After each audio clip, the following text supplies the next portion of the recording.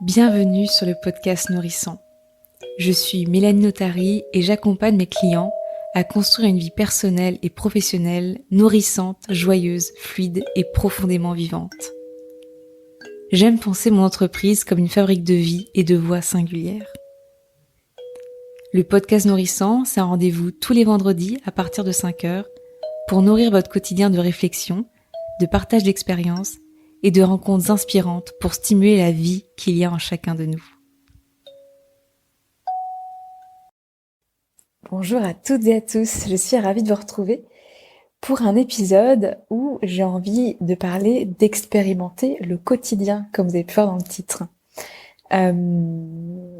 Ça m'est venu cette idée cette semaine parce qu'en fait Julien est en déplacement professionnel et du coup mon rythme est vraiment pour le coup le mien et absolument pas influencé par le sien et en fait c'est une proposition que je vous fais là, c'est de venir réfléchir au quotidien, à nos habitudes, à nos routines.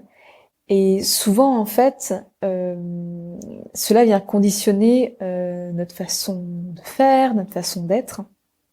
Et j'ai aussi conscience que moi, je peux l'expérimenter assez librement puisque il n'y a que moi dans l'appartement et j'organise en plus mes journées comme je l'entends, bien que parfois j'ai quand même des réunions et des séances de programmer à l'avance.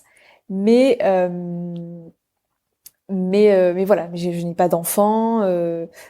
Comme j'ai dit là, je peux le faire vraiment à 100% parce que Julien est en déplacement. Donc voilà, je voulais quand même remettre ça au clair.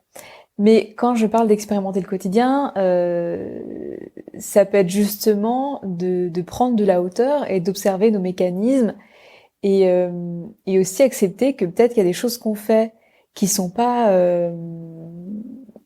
de façon, qui sont pas des choses qui sont pas optimales, des façons de faire qui ne sont pas optimales et pour nous et peut-être aussi que de réaliser que certaines façons de faire aussi dans le passé c'était optimal pour nous, mais qu'aujourd'hui en fait ça ne l'est plus.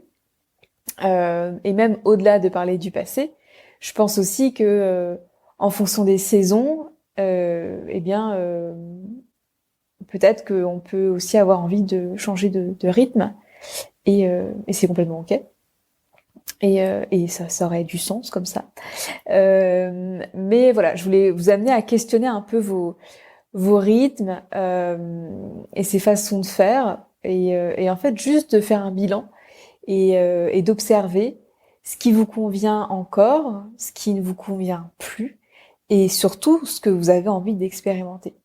Moi par exemple, du coup cette semaine, je n'ai pas de réveil. Enfin, j'ai choisi de pas mettre de réveil puisque Julien lui met un réveil pour aller au travail et du coup je me réveille en même temps que lui.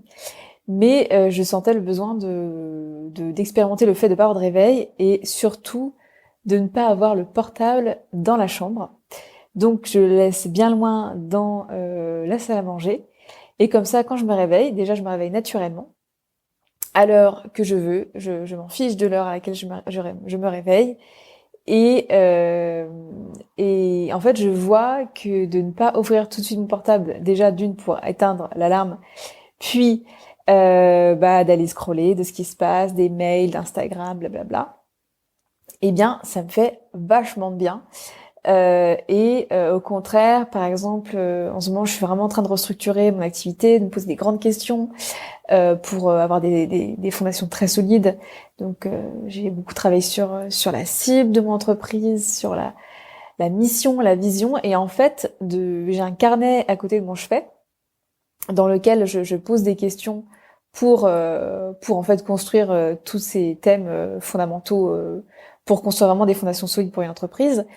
Et j'ai une façon de faire dans la journée qui n'est pas optimale pour moi pour répondre à ce genre de questions parce que je mets trop de pression et du coup ça me paralyse et ça me bloque.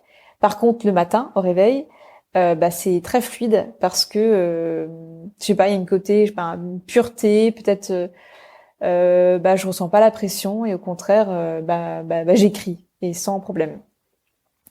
Et du coup, voilà, j'ai expérimenté ça cette semaine et ça m'a fait un bien fou de m'être autorisée déjà à ne pas mettre de réveil, à me réveiller quand je voulais et à ne pas culpabiliser. Et à m'en rendre compte aussi que dans cette nouvelle façon de travailler, entre guillemets, enfin si, c'est quand même travailler, eh bien, j'étais vraiment présente et focus et avec une pertinence dans mes réflexions qui apportait du coup beaucoup au travail que je me suis imposé de réaliser ces derniers temps.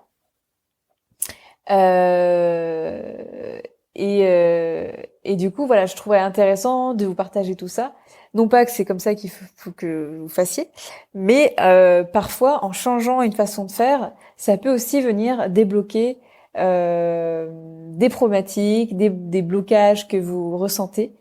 Et, euh, et je pense que de s'autoriser aussi à expérimenter, c'est s'ouvrir à la nouveauté. Et parfois, ça réserve de belles surprises. Comme par exemple, donc là maintenant, nous habitons très proche de la mer.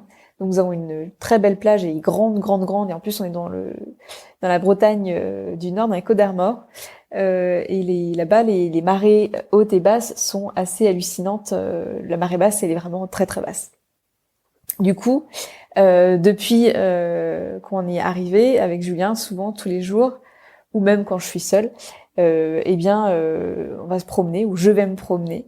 Et c'est pas du tout quelque chose que je faisais avant, ou alors je m'imposais pour cocher une case euh, dans comment dire, dans des comment ça s'appelle, des checklists ou des tracklists. Oh, j'ai plus le terme. Mais en gros, voilà, aujourd'hui, j'ai marché. Et du coup, comme ça, à la fin du mois, on voit combien de cases ont été cochées en fonction des jours. Bref, là, c'est un côté plus de contrôle, de satisfaction. Et je trouve cette satisfaction assez mentale et au final, enfin moi, je peux parler de satisfaction, on peut dire égotique, et que bien que ça puisse être stimulant, en fait, moi, ça marche à un moment donné, mais je vais souvent pas jusqu'au bout. Alors que là, par exemple, la marche, c'est quelque chose auquel je pense, que je m'habille pour, même si là, le froid est bien arrivé et que parfois, il y a quand même une belle humidité dans l'air. Mais j'y vais et ça me remplit, ça me nourrit. Euh, c'est un moment précieux et auquel j'y pense et que j'y vais juste parce que il y a une impulsion. Et c'est la première fois que je vis ça, et franchement, ça fait un bien fou. Euh, mais encore une fois, c'est parce que j'ai pas trop questionné le mental de j'y vais pas, ou alors enfin voilà, si c'était vraiment pour juste cocher une case dans cette fameuse liste dont je n'ai plus le nom, euh, ben je pense que ça fonctionnerait pas comme ça. Et je crois qu'expérimenter justement, c'est s'autoriser à peut-être un peu ralentir au niveau du cerveau. Je pense qu'on est beaucoup ici à avoir un mental qui tourne à 15 000 et, euh, et que parfois, voilà, en testant, en ressentant ce que ça nous fait, voir si ça nous parle, si on a envie de continuer, si on y pense, je pense que c'est une voie intéressante à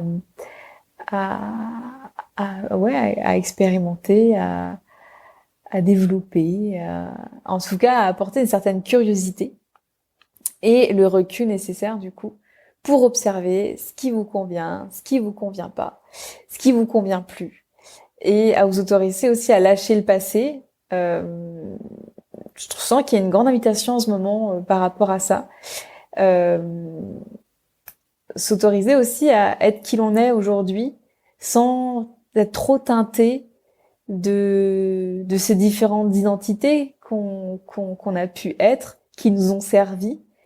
Mais peut-être que certaines aujourd'hui n'ont plus lieu d'être parce qu'on chemine tous, on évolue tous. Je crois que c'est aussi la beauté d'être humain, d'être en perpétuelle évolution et s'autoriser à justement être pleinement dans l'évolution. Euh, je crois que c'est s'autoriser à être souple, et la souplesse, c'est quand même le contraire de la rigidité. Et je crois que justement le connu est tellement confortable, mais aussi rigidifie beaucoup, paralyse un peu nos impulsions, nos élans, nos envies. Et de s'autoriser aussi à s'ouvrir à des nouvelles, à la nouveauté, à de l'inconnu, ben ça peut être une belle façon de dire oui aussi à nos priorités, au respect que l'on a pour soi, à nos envies qu'on a dans nos cœurs, même si ça fait peur, et tout simplement à vivre.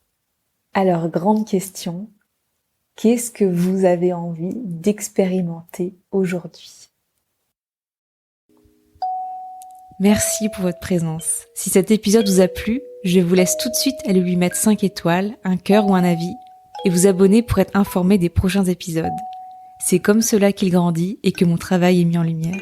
À très vite!